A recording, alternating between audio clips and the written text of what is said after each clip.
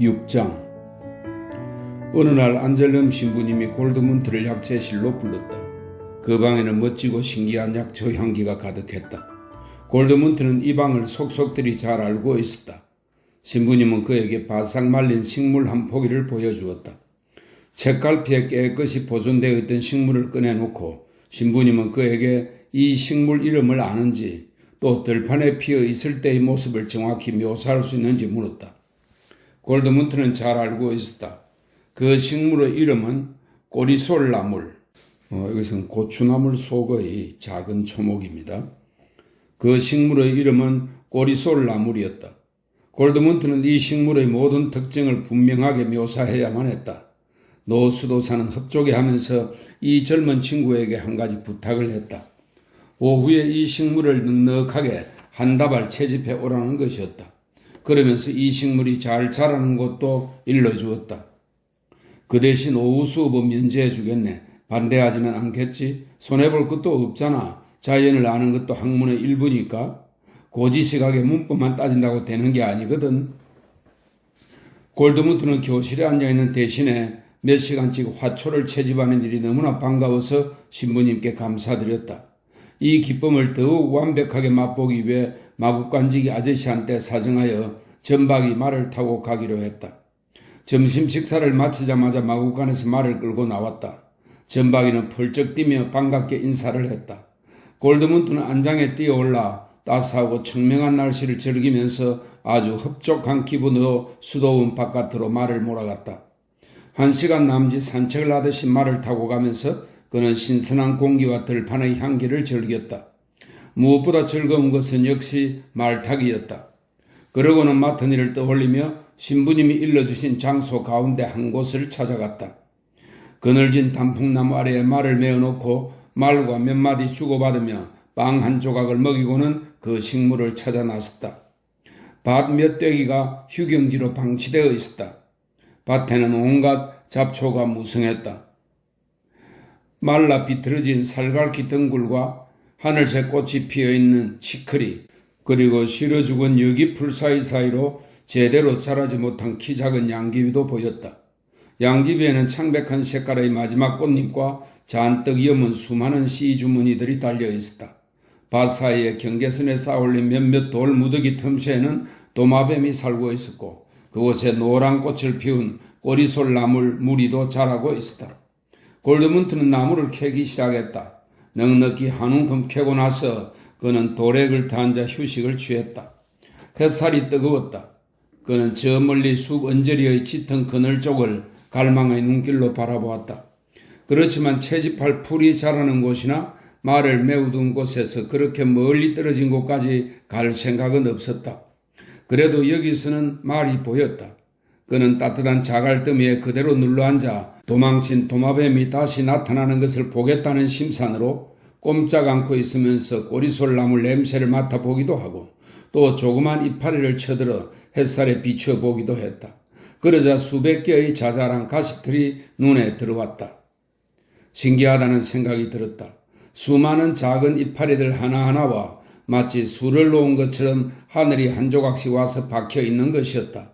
모든 것이 신기하고 불가사의하기만 했다. 도마뱀과 온갖 식물들이며 돌멩이들까지도 모든 것이 그랬다. 골드문트를 무척이나 아끼는 안젤름 신부님은 이제 꼬리솔나무를 직접 채집하지 못할 형편이 되고 말았다.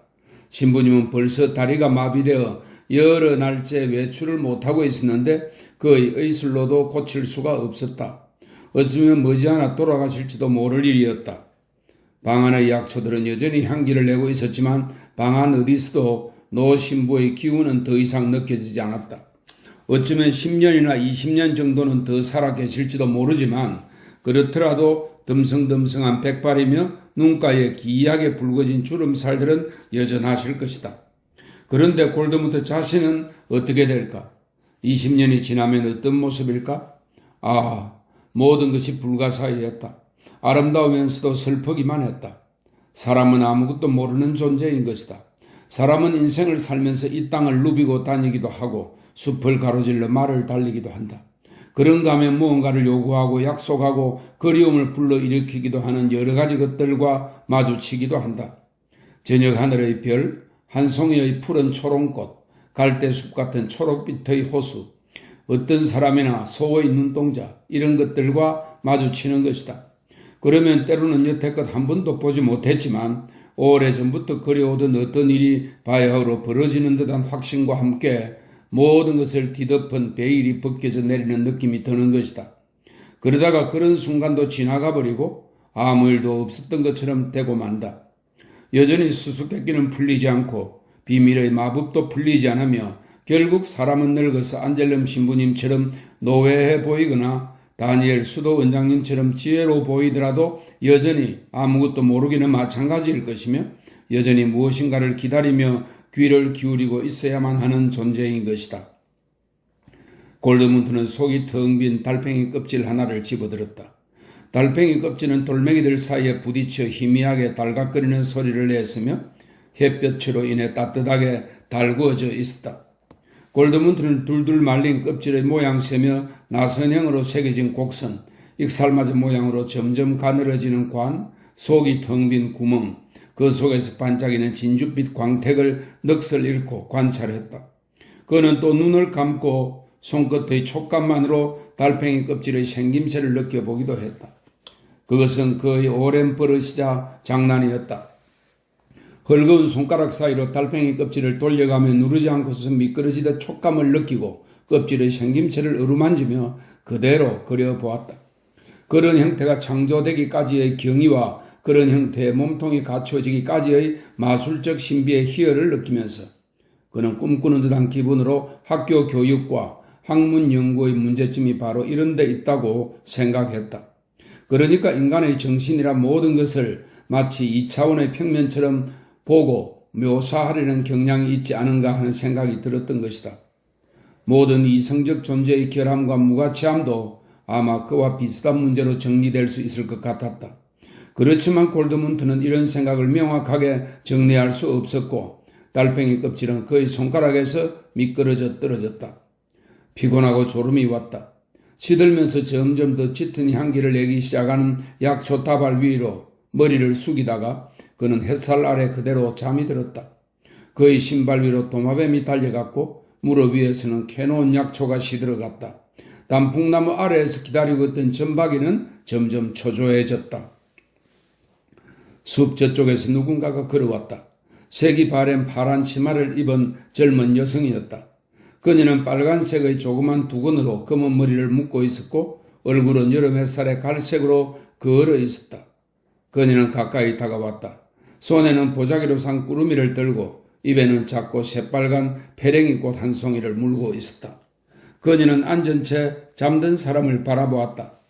약간 떨어져서 한참 동안 관찰하는 모습에는 호기심과 미심쩍은 기색이 역력했다. 그렇게 자는 사람을 지켜보던 그녀는 조심스럽게 좀 더 가까이 다가섰다. 그녀의 갈색 맨발이 드러났다.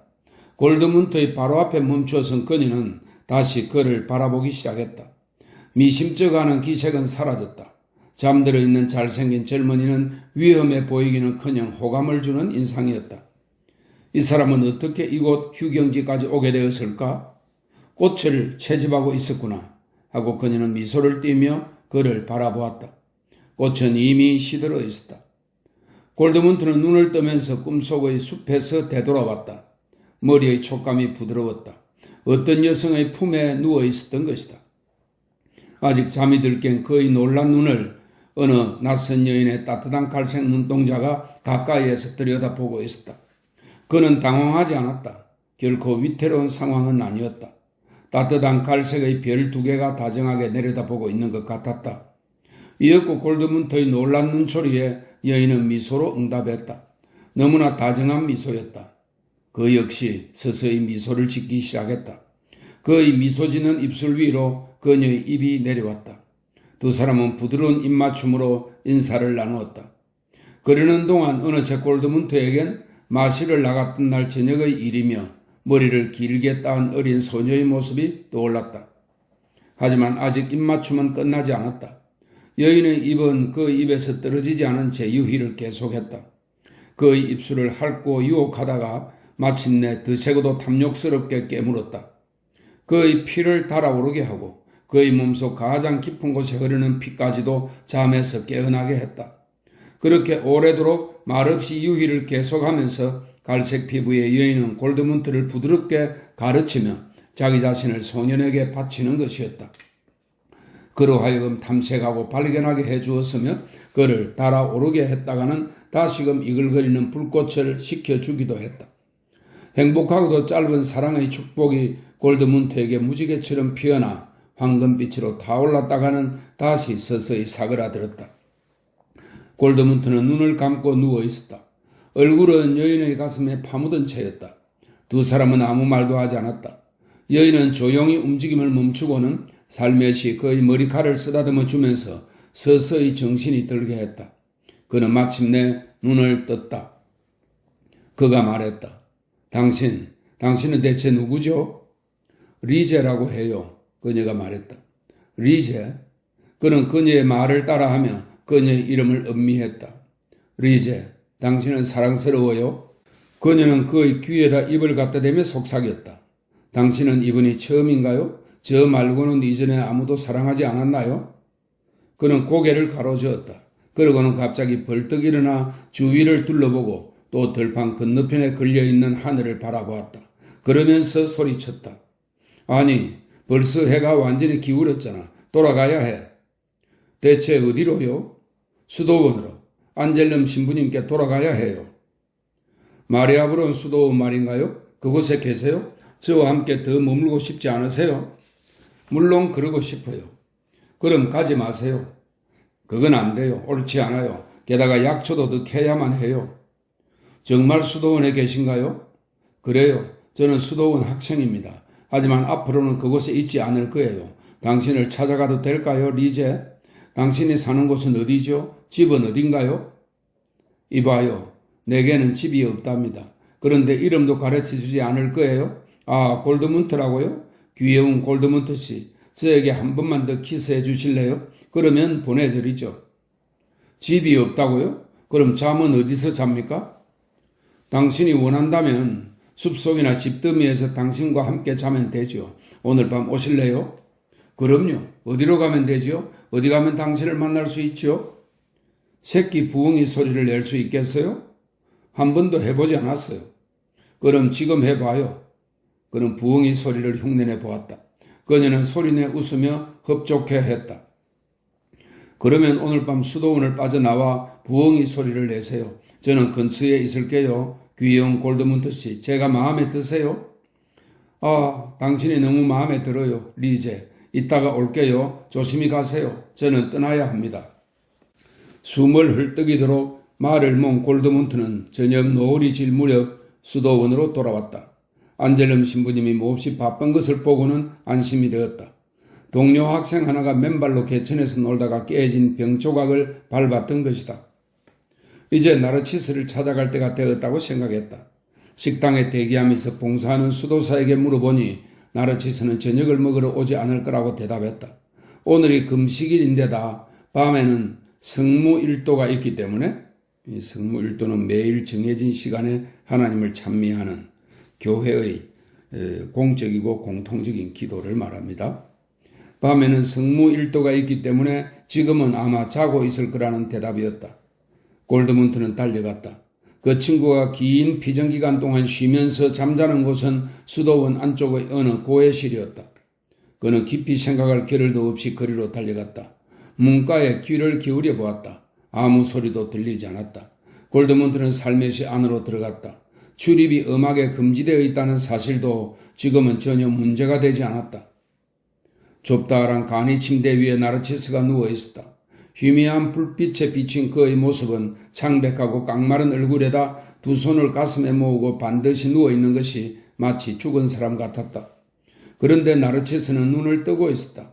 잠을 자는 것이 아니었다. 그는 말없이 골드문트를 쳐다보았다. 나무라는 기색은 보이지 않았지만 그렇다고 마음의 움직임이 느껴지는 것도 아니었다. 깊은 명상에 잠겨 있다는 것을 한눈에 알아볼 수 있었다. 마치 다른 시간대와 다른 세상에서 사는 사람처럼 그는 간신히 친구를 알아보고 겨우 말을 알아들었다. 나르치스, 미안해. 방해해서 미안해. 하지만 괜히 호기를 부리는 것은 아니야. 원래는 지금 나하고 말을 해서는 안 된다는 것도 잘 알아. 그렇지만 말을 해 주었으면 해. 간절한 부탁이야. 나르치스는 생각을 가다듬더니 한순간 눈을 심하게 깜빡이며 잠에서 깨어나기 위해 안간힘을 쓰는 것 같았다. 꼭 그래야만 해? 나르치스가 꺼져가는 듯한 목소리로 말했다. 그래, 꼭 그래야만 해. 작별하러 온 거야. 그럼 어쩔 수 없군. 헛걸음을 시켜서는 안 되겠지. 자, 이리 와서 내 옆에 앉아. 시간은 15분 뿐이야. 그 뒤에는 첫 번째 성무 일도가 시작되거든. 나르치스는 몸을 이렇게 세우더니 아무것도 깔려있지 않은 침상 위에 힘없이 앉았다. 골드문트가 그 옆에 자리를 잡았다. 용서해 줘. 골드문트는 자책감을 느끼며 말했다. 이 좁은 방과 이부자리도 없는 침상, 과도한 정신집중과 과도한 긴장의 기색이 역력한 나르치스의 얼굴, 반쯤은 꺼진 눈빛, 이 모든 것이 지금 자기가 그에게 얼마나 방해가 되는가를 분명히 말해주고 있었다. 방해될 것 없어. 내 걱정은 하지 마. 나는 아무렇지도 않으니까. 작별을 하러 왔다고 했지? 그럼 이제 떠나려고? 오늘 중으로는 떠날 거야. 아, 너한테 어떻게 이야기해야 할지 모르겠어. 모든 문제가 갑자기 결정됐어. 아버지가 오셨니? 아니면 아버지의 심부름꾼이라도? 아니야. 전혀 그런 게 아니야. 인생 자체가 나에게로 다가온 거야. 나는 떠나겠어. 아버지 없이, 누구의 허락도 없이 말이야. 너한테는 부끄러워. 나는 달아나는 셈이지. 나르치스는 그의 길쭉하고 하얀 손가락을 내려다 보았다. 가냘픈 손가락이 수도복 소매자락에서 헛개비처럼 빠져나와 있었다. 그의 표정은 여전히 엄숙하고 몹시 지쳐 있었지만 그의 목소리에는 엷은 미소를 느낄 수 있었다. 그가 말했다. 이봐, 시간이 너무 없어. 핵심만 말해봐. 간단 명료하게 말이야. 아니면 너한테 벌어진 일을 내가 말해볼까? 말해봐. 골드문트가 간청했다. 너는 사랑에 빠졌어. 어떤 여자를 알게 되었지. 어떻게 그걸 알아맞히지? 너를 보면 금방 알 수 있어. 지금 너의 상태는 사람들이 사랑에 빠졌다고 할 때의 도취를 말해주는 모든 징표를 드러내고 있어. 그럼 이제 너가 말해봐. 골드문트는 부끄러워하며 친구의 어깨에 손을 올려놓았다. 너가 말한 그대로야. 하지만 이번에는 정확하지 못했어. 올바른 진단은 아니야. 아니, 전혀 달라. 나는 들판에 나갔다가 무더운 날씨에 잠이 들었어. 그런데 깨어보니 어느 아름다운 여자의 무릎을 베고 있는 거야. 그때 이제야 어머니가 오셨구나 하는 느낌이 버떡 들었지. 나를 당신이 계신 곳으로 데려가기 위해서 말이야. 아니, 그 여자가 어머니라고 생각했던 것은 아니야. 그녀의 눈은 어두운 갈색이었고 머리칼은 검었거든. 어머니는 나처럼 금발이었으니까. 그녀의 모습은 전혀 달랐어. 그렇지만 나는 어머니를 본 거야. 어머니가 부르는 소리를 들었어. 그녀는 어머니가 보낸 전령이었다고.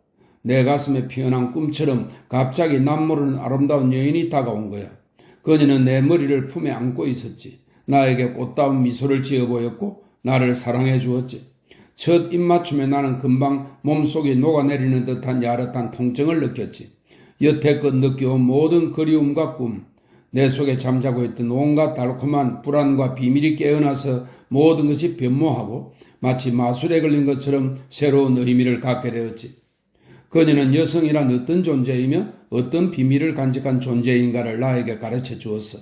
그녀 덕분에 나는 불과 반시간 사이에 나이를 몇 살은 더 먹은 셈이야. 이제 나는 많은 것을 알게 되었어. 이제 이 수도원에 단 하루도 더 머무를 이유가 없다는 것도 불현듯 알게 되었지. 어두워지는 대로 떠날 거야. 나르치스는 이야기를 듣더니 고개를 끄덕였다. 급작스러운 일이긴 해. 나르치스가 말했다. 하지만 어쩌면 내가 예상했던 일일지도 몰라. 너 생각이 많이 날 거야. 너도 내가 그리울 테지. 도와줄 일이 없을까? 할 수 있다면 수도 원장님께 한 말씀만 드려줘. 나를 완전히 막대에 먹은 놈으로 생각하시지 않도록 말이야. 그분은 너를 제외하면 수도원에서 나를 생각해 주신 유일한 분이야. 그분과 너뿐이었어. 내 생각에는 그 밖에도 용부가 있을 텐데. 그래, 한 가지 부탁이 있어. 나중에 내 생각이 나면 나를 위해 기도해 줘. 그리고 그동안 고마웠어. 뭐가 고맙다는 것이지, 골드문트?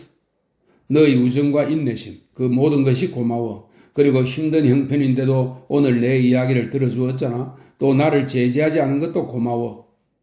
내가 어떻게 너의 결심을 막을 수 있겠니? 이 문제에 관해 내 생각이 어떤지는 너가 잘 알 거야. 그런데 어디로 갈 생각이지, 골드문트? 갈 데라도 있는 거야? 그녀한테로 가려는 거야? 그래, 그녀와 함께 가겠어. 딱히 목표는 없어. 그녀는 이방인이고 집도 없어. 아마 집시인가 봐. 그럴지도 모르지. 그렇지만 그녀와 함께 가는 길은 금방 끝날 수도 있다는 거 알지? 그녀한테 너무 의지하지 않았으면 좋겠어. 그녀에겐 친지도 있을 테고 어쩌면 남편이 있을지도 몰라. 그쪽에서 너를 어떻게 받아들일지는 아무도 모르는 일이야. 골드문트는 친구에게 몸을 기대었다. 알고 있어. 골드문트가 말했다. 아직 거기까지 생각해 보지는 않았지만 말했듯이 나는 목표가 없어. 나한테 너무 잘해주었던 그 여자 역시 내 목표는 아니야. 그녀에게 가긴 하지만 그녀 때문에 가는 것은 아니야. 가야만 하기 때문에, 나를 부르는 소리가 들리기 때문에 가는 거야. 골드문트는 입을 다물고 한숨을 쉬었다. 두 사람은 서로 몸을 기대고 앉아 있었다. 누구도 파괴할 수 없는 우정이 느껴지자 슬프면서도 행복했다. 이었고 골드문트가 말을 이었다. 내가 아무것도 모르고 눈이 멀었다고 생각하지는 마. 그렇지는 않아. 나는 가야만 하다고 느끼기에, 그리고 오늘 너무나 놀라운 일을 경험했기에 기꺼이 떠나는 거야. 그렇지만 순전히 행복감과 만족감에 젖어 달려가는 건 아니야. 힘든 길이 될 거라고 생각해. 그럼에도 멋진 길이 되기를 바라고 있어. 한 여자에게 속한다는 것, 자기 자신을 바친다는 것은 정말 멋진 일이잖아. 내가 하는 말이 어이없게 들리더라도 비웃지는 마. 그런데 보라고. 한 여자를 사랑하고 그 여자에게 자신을 바친다는 것, 그녀를 온전히 내 안에 감싸고 또 그녀에게 감사하여 있다고 느끼는 것은 너가 사랑에 빠진 상태라고 하면서 다소 비웃는 그런 상태와는 달라. 그건 비웃을 일이 아니야. 나에게는 사랑이 곧 삶으로 이어지는 길이고 삶의 의미로 통하는 길이야. 아, 나르치스, 나는 너의 곁을 떠나야만 해. 나르치스, 너를 사랑해. 그나마 잠잘 시간도 없는데 오늘 이렇게 시간을 내주어서 고마워. 너희 곁을 떠나려니 마음이 무거워. 나를 잊지 않을 거지? 힘들어하지 마. 나도 그러지 않을 테니까. 결코 너를 잊지 않을 거야. 너는 다시 돌아올 거야. 제발 그러길 바라. 형편이 힘들어지면 나한테 돌아오든지 아니면 나를 불러줘. 잘 가, 골드문트. 하나님의 가호가 있기를. 나르치스는 몸을 일으켰다. 골드문트는 그를 포옹했다. 이 친구는 몸으로 하는 애정 표현을 쑥스러워한다는 것을 잘 알았기에 입맞춤은 하지 않고 다만 두 손을 잡고 어루만져 주었다. 어느덧 날이 어두워졌다. 나르치스는 방문을 닫고 예배당 쪽으로 올라갔다. 돌바닥에 슬리퍼 끄는 소리가 달그락거렸다. 골드문트는 애정 어린 눈길로 이 깡마른 친구의 뒷모습을 지켜보았다. 이었고 복도 저쪽 끝에서 친구의 모습은 그림자처럼 사라지고 예배당 입구의 어둠이 그를 집어삼켰다. 수련과 의무와 미덕의 세계가 그를 빨아들이고 들어오기를 요구하는 것 같았다. 아, 이 모든 것이 얼마나 기이했던가. 얼마나 끝없이 기묘하고 혼란스러웠던가. 이번에도 얼마나 기묘하고 소스라칠 일이었던가. 넘쳐 흐르는 마음을 주체하지 못하고 막 꽃피는 사랑에 도취되어 친구를 찾아오지 않았던가. 그것도 하필 친구가 명상을 하면서 금식과 불면으로 여유어 있는 때가 아닌가. 친구는 자신의 젊음과 가슴과 감성을 십자가에 못 박아 제물로 바치고 순종을 요구하는 엄격한 가르침에 따르지 않았던가. 오직 정신에만 봉사하고 온전히 하나님 말씀을 받드는 종이 되기 위하여 그는 거기에 그렇게 누워 있었지. 죽은 듯이 지쳐서 다 꺼진 불처럼 창백한 얼굴에 비쩍 마른 손으로 마치 죽은 사람처럼 나를 쳐다보았지. 그런데도 금세 해맑고 친절한 태도로 나를 맞아주었지. 아직도 여자 냄새가 묻어나는 사랑에 빠진 친구에게 귀를 빌려주었고 참여의 수련 시간 사이에 얼마 안 되는 휴식 시간을 나를 위해 바쳤던 것이다. 이런 불의의 사랑도 있다는 사실이 신기하고 놀랍도록 아름다운 일이었다. 그것은 자기를 버린 사랑, 전적으로 정신적인 사랑이었다. 오늘 햇살 가득한 들판에서 나눈 사랑과는 얼마나 다른가. 앞뒤를 재지 않고 도취 상태에서 즐긴 감각의 유의가 아니었던가. 그럼에도 두 경우 모두 사랑이었다. 아, 이제 나르치스는 그에게서 사라졌다. 이 마지막 순간에도 두 사람이 서로 얼마나 다르며 얼마나 닮지 않았는지 다시금 명백히 드러나는 셈이었다.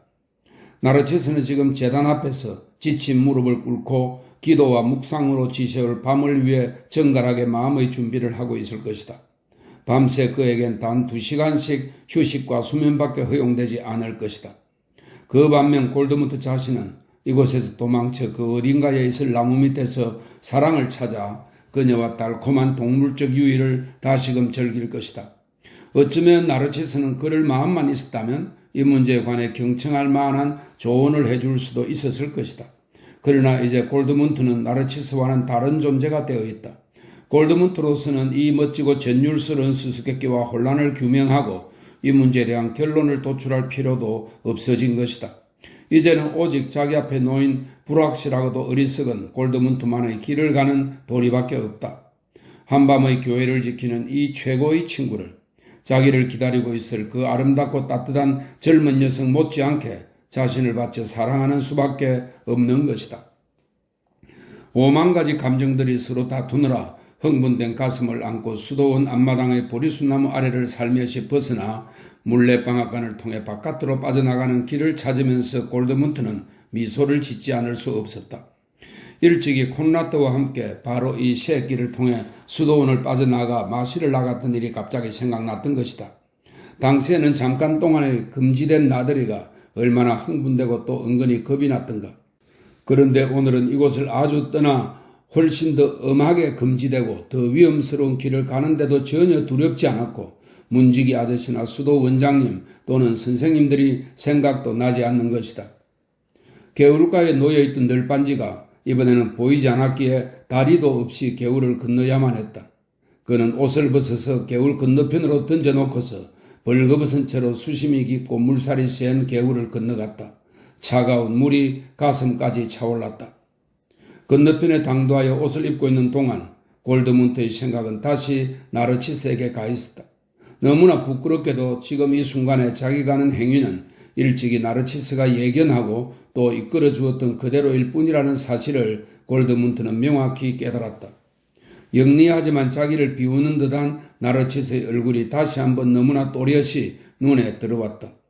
나르치스는 자신의 어처구니 없는 이야기들을 숱하게 들어주었으며 또 언젠가는 자신이 고통에 처한 중대한 순간에 눈을 뜨게 해주었다. 당시에 나르치스가 그에게 했던 말 가운데 일부가 이제 골드문트의 귀에 다시 한번 똑똑히 들려왔다.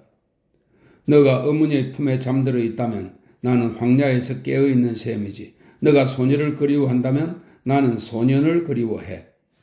한순간 골드문트의 가슴은 얼어붙는 듯 움츠러들었다. 그는 이 밤중에 끔찍할 만큼 고독했다. 그의 뒤에 서 있는 수도원은 허울뿐인 고향이긴 했지만 그래도 오래 기거하면서 정이 든 고향이었다. 그러면서도 동시에 골드문트는 또 다른 느낌이 들었다. 그러니까 이제 더 이상 나르치스는 자기보다 박식하고 충고하면서 자기를 이끌어주고 깨우쳐주는 존재가 아니라는 느낌이었다. 오늘은 전혀 새로운 나라에 발을 들여놓은 기분이었다. 여기서는 혼자서 길을 찾을 것이며 나르치스 같은 친구가 더 이상 이끌어줄 수 없을 터였다. 이런 자각이 들자 골드문트는 기뻤다. 누군가에게 의존하던 시절을 돌이켜보니 답답하고 부끄러웠기 때문이다. 이런 사실을 깨닫자 기분이 좋았다. 하지만 헤어진다는 것은 얼마나 힘든 일인가. 친구가 저 건너 예배당에서 무릎을 꿇고 있다는 사실을 알면서도 아무것도 도와줄 수 없고 아무런 역할도 못하다니. 그리고 이제 오랫도록 어쩌면 영원히 친구와 헤어져서 아무런 소식도 듣지 못하고 그의 목소리도 듣지 못하며 그의 고결한 눈을 더 이상 볼 수 없을지도 모르는 것이다. 골드문트는 그 자리를 떠나 돌멩이가 박혀있는 좁은 길을 따라갔다. 수도원 담장에서 100걸음 정도 멀어지자 그는 숨을 몰아쉬고는 제주껏 부엉이 소리를 흉내냈다. 그러자 개울 아래쪽 저 멀리서 똑같은 부엉이 소리가 화답해왔다. 우리도 동물들처럼 번갈아 외치기로 해요. 라고 했던 말이 생각났으며 사랑을 나누었던 오후 시간이 떠올랐다. 골드문트는 리제와 함께 있으면서 엠무가 끝나가던 맨 마지막 순간에야 처음으로 말을 주고받았다는 사실을 깨달았다. 게다가 대수롭지 않은 짤막한 몇 마디에 지나지 않았던 것이다. 그런데 나르치스와는 얼마나 긴 대화를 나누곤 했던가. 하지만 이제는 다른 세계에 들어선 느낌이었다. 말을 하지 않는 세계, 부엉이의 울음소리로 서로를 유혹하는 세계, 말이 아무 의미도 없는 세계에 들어선 느낌이었다. 그는 이런 상태가 마음에 들었다. 오늘은 말이나 생각을 할 필요도 없는 것이다. 오직 리제를 향한 갈망뿐이었다. 눈이 멀어 말없이 더듬고 헤집는 상태, 신음과 함께 녹아들어가는 그 상태가 그리울 뿐이었다. 리제가 보였다. 그녀는 벌써 숲을 벗어나 다가와 있었다. 그는 손을 내뻗어 그녀를 더듬었다. 부드럽게 더듬는 손길로 그녀의 머리와 머리카락, 목덜미와 뺨, 날씬한 몸과 탄탄한 엉덩이를 어루만졌다. 한쪽 팔로 그녀를 감싸 안고서 그는 말없이 계속 길을 걸었다. 어디로 가는지도 묻지 않았다. 그녀는 능숙하게 어두운 숲속으로 들어갔지만 그는 함께 따라가기가 힘들었다. 마치 여우나 담비처럼 밤눈이 밝은 듯 그녀는 더듬거나 비척거리지도 않고 가는 것이었다. 그는 그녀에게 이끌려갔다.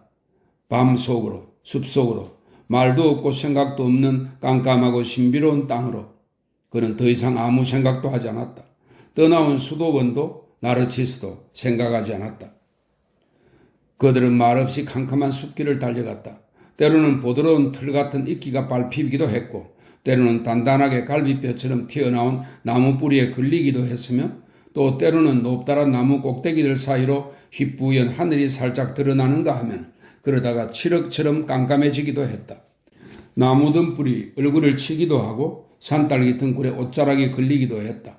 그녀는 어디든 속속들이 알고 있어서 거침없이 헤쳐나갔으며 좀처럼 멈추거나 머뭇거리지도 않았다.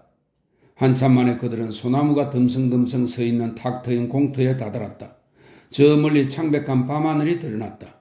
숲이 끝나고 비탈진 초원이 그들을 맞아 주었다. 말린 풀레음이 달콤하게 풍겨왔다. 그들은 소리 없이 흐르는 작은 개울을 건넜다.